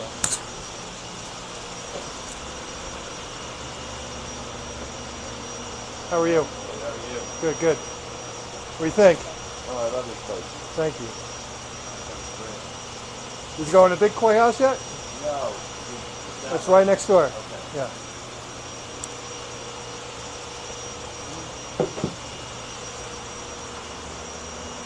We're just gonna put these guys back. Got one more, Gabe.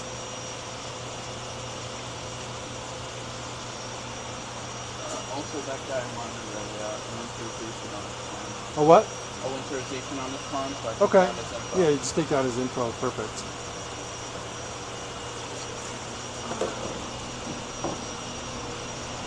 Just gonna dump this bowl out. We got a different bowl from a different tank.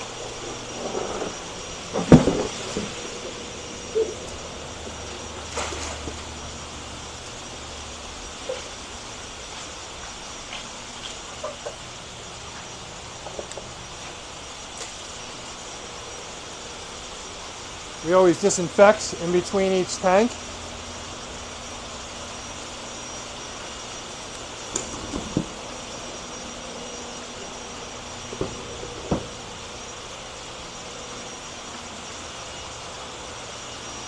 If you want to fill this one up, I'm going to start picking some fish up.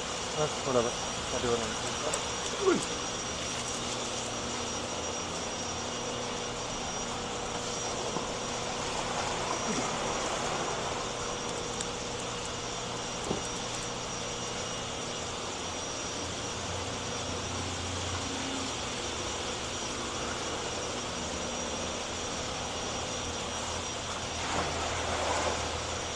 Give me a second to grab some fish, guys.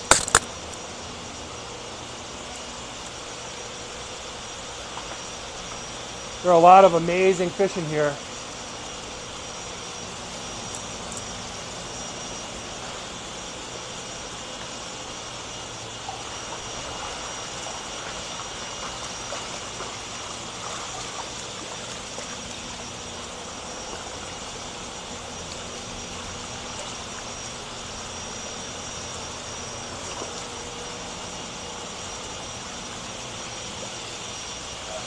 Yes. Sold one of the fish. You sold the fish? What? You sold the fish? No. That's Michael's fish.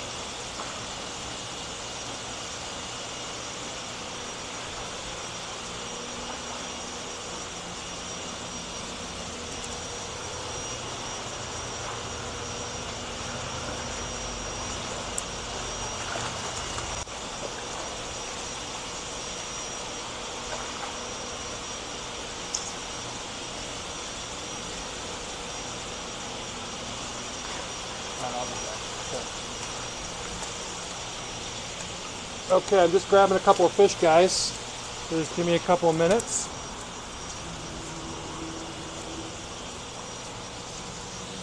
Paul Jameson.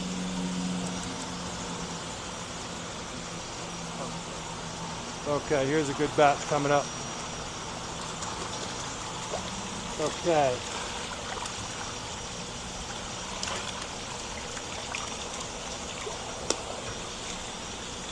Okay.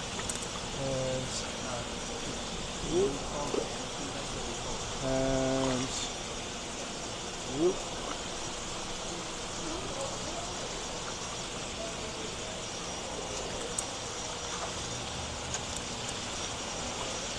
Almost there, guys. Gabe, can you put these fish in? Yeah.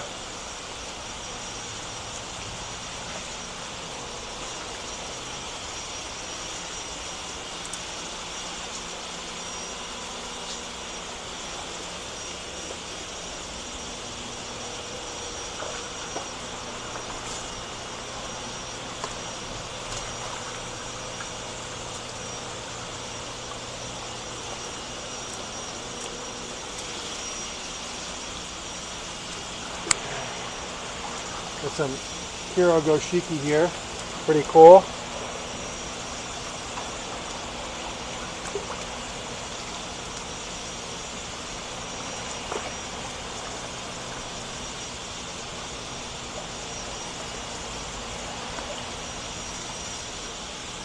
I think that's good for now.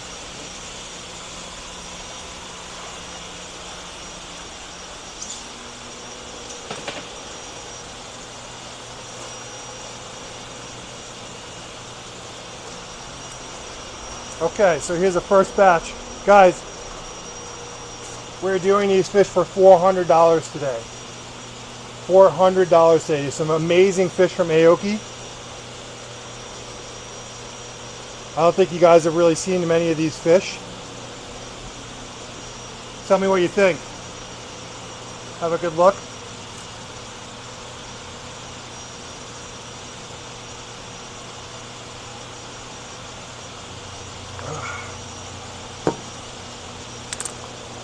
Wow. You have Kikiko, Deutski Matsuba,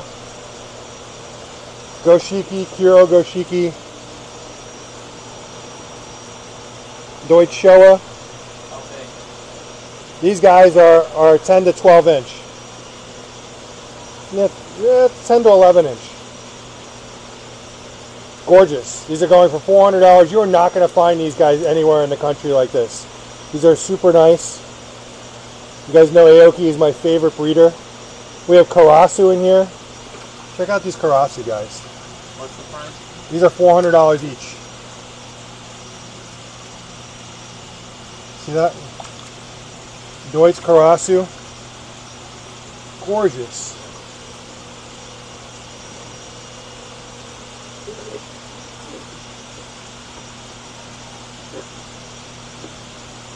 Harawaki. So here we have Deutski Matsuba and it's like a Benikuman Ryu. Can't tell if it's metallic. It looks like Benikuman Ryu. These guys are $400 each. Do we have any takers? Number 1, number 2. Number 1, number 2. Really nice. Scalation down the spine. Super, super yellow. Robert McCabe wants both of the Karasus. Okay, Robert, they're yours. Just give me a second, I'll pull them out. Kathy is asking, is that a Kohaku in there? Not a Kohaku, that's actually a Harawaki. I'll go to that one in a second. Do we have any takers on these guys? These guys are amazing. Guys, I wish you could see these up close. I mean, it's like a neon yellow light is on this fish. And his Benikuman Ryu is awesome. He's got one black eye. Here's number 1 and number 2. Do we have any takers? How many people we have on? 32. Got 32 people on. Guys, these fish are awesome. Number 1 and number 2. Number 1, Deutski Matsuba. Number 2 is the Benikuman Ryu.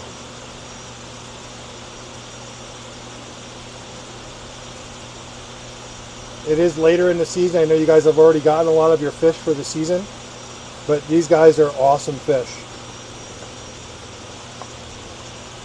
Any takers? I can't believe you guys are going to let these guys go.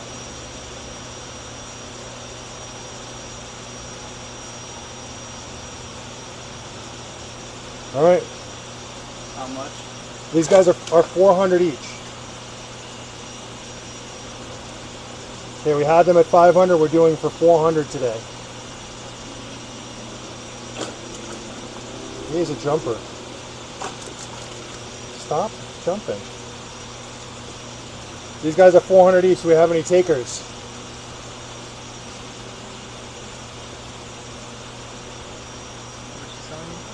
Four. Butt diamond. Is that called? Yeah, probably. Any takers? Really, guys? I'm putting my best foot forward here. All right. We'll go back to it. All right. So here's the 2 Karasu. Robert McCabe is going to take the 2 Karasu. These are awesome. I actually have a Sansa. I have a very large Karasu that came in. We good?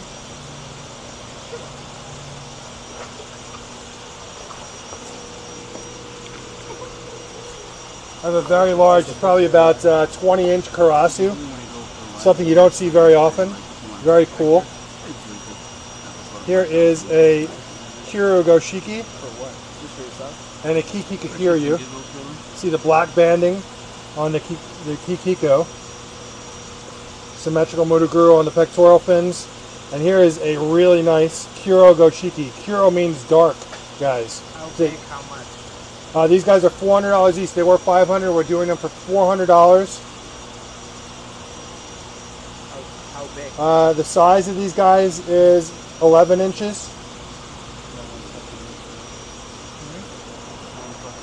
Guys, Kiro Goshiki, very hard to get. I just sold two gorgeous Sansai Kiro Goshiki. If you saw it, I posted it the other day. It's hard to get these. No, I'll do that one next. Sorry, Kathy.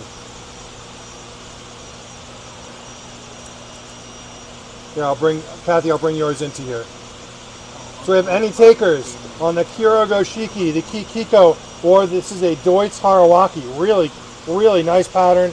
Shiroji is super gorgeous white metallic. Rob McKay will take the gold. The gold one is yours. So the gold as in the one in the net, or the gold that I had in the net before? Just making sure. You talking about the Kikiko right here?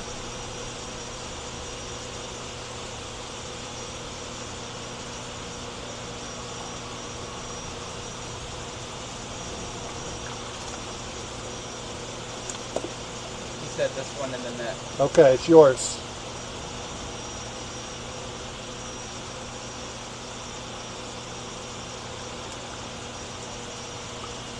All right, you want to put them in the bowl, or? I'll come back to you guys.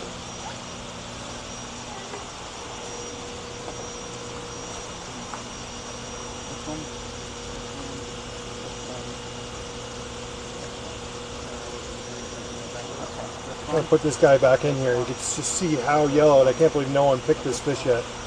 Right. Kathy Carty will say, "I'll take it." I don't know. Kathy, you're gonna take the Deutz Harawaki. It's a gorgeous fish. I already got it.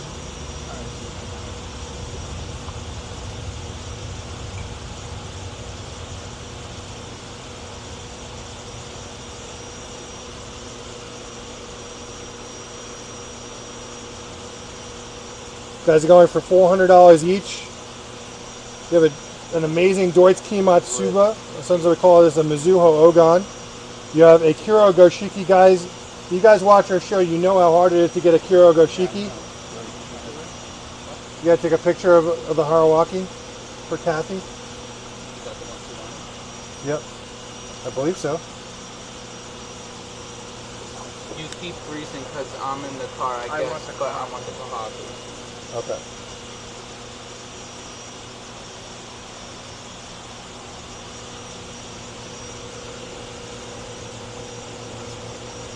Good? Yeah.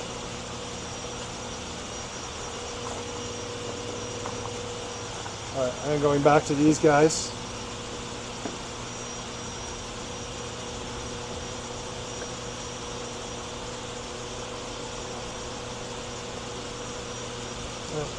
I'll do one Goshiki at a time, just makes it easier.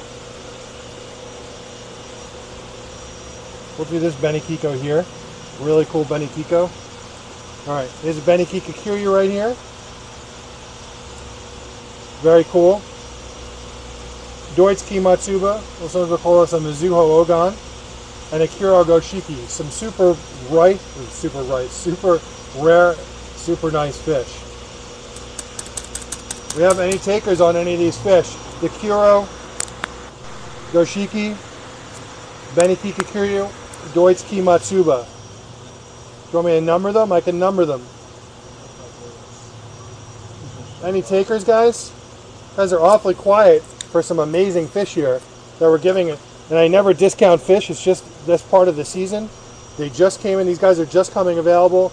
They were $500. We're doing for $400 today. Special for the show. They are $400. Do we have any takers?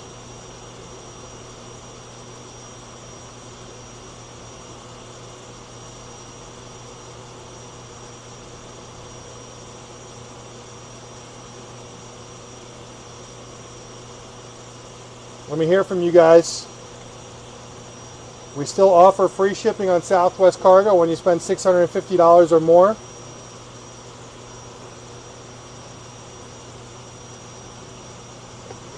Well, the sun's finally coming out. It was just pouring out.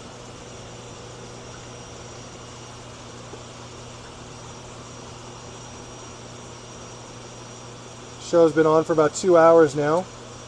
Do we have any takers, guys? Kiro Goshiki, Benny Kiko, Deutsky Matsuba. Guys, if I don't have any takers on these, I think we're just going to call the show because this stuff is amazing. And if you guys aren't going to jump on this stuff, then I'm not sure what you're going to jump on today.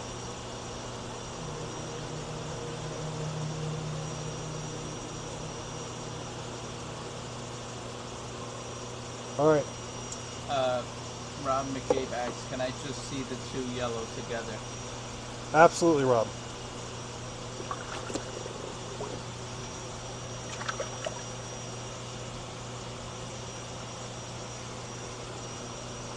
So, very different scalation on these two.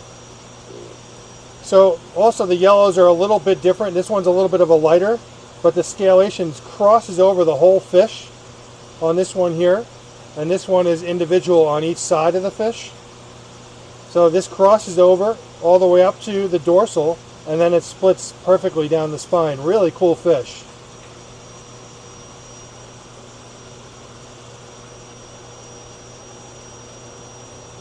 We can name them 1 and 2. Here's number 1 is the lighter yellow, number 2 is the darker yellow. Number 1 and number 2.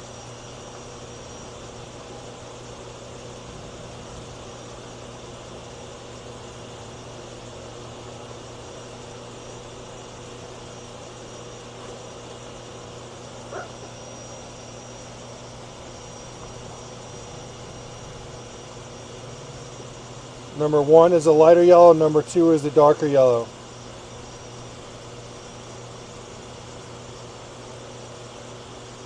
Deutsky Matsuba,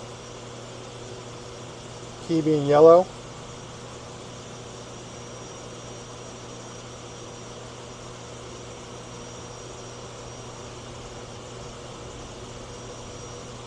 Let me know, Rob.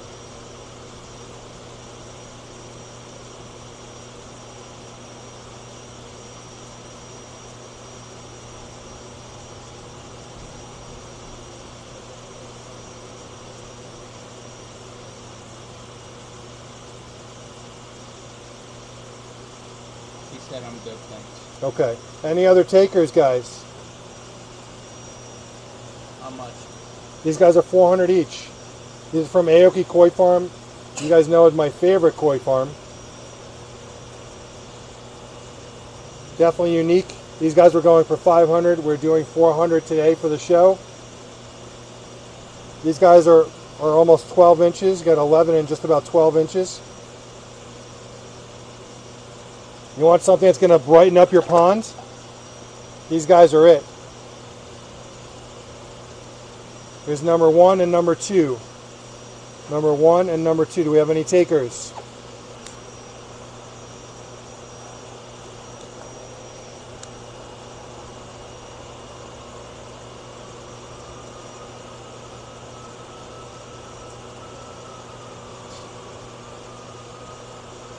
All right. Guys, take a look at this bowl. If you don't see anything in this bowl, I think we're going to call it for today. Is there anything else you want to see in here? Doug Haskell wants the yellow, the first yellow. The first yellow. Yeah, that one. Here you go, Doug. Just verify this is the one. This was number 1.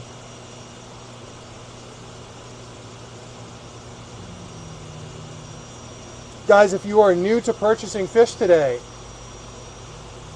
make sure you text me your full name, your email address, and your phone number.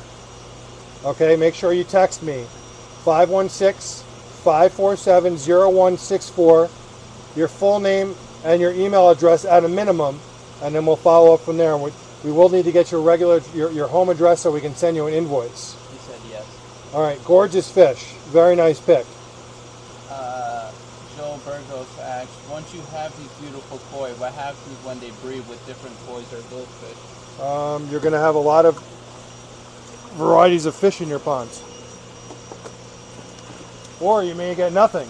It's very hard to get fish that look this good, guys. This is the 2%.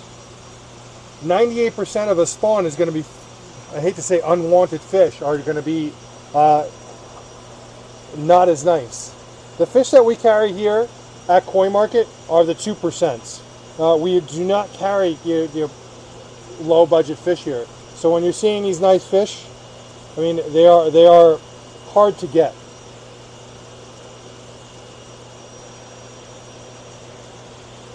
Anything else in this bowl you guys are interested? Otherwise, you know, I think we're going to call it for today.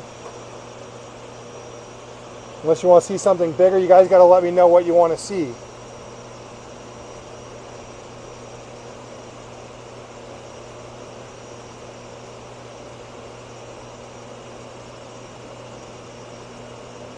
There's definitely some amazing fish in here.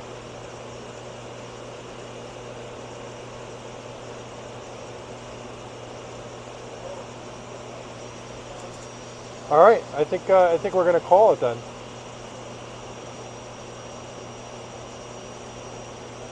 All right, it is what it is. Patrick Thompson asks, when will you be going to Japan this year?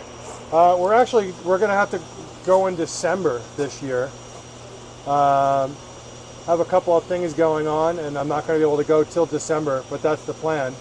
I'll keep you guys posted, and if you guys want fish when we go to Japan, you just have to put in a request. We are going to be filming from Japan.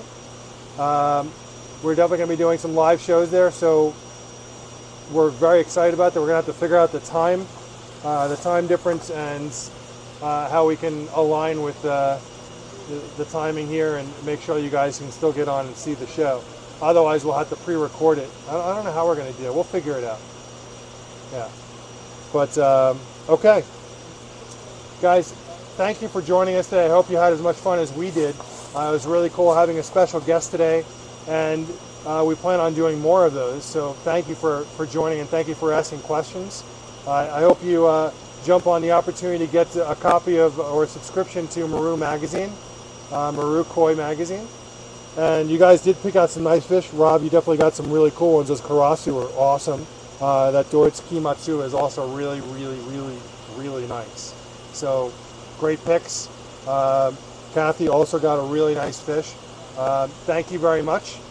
If there's anything else you're interested in, you guys can always text me, 516-547-0164. You can email me at sales@koimarket.com. Until next time, thank you and enjoy the rest of the weekends.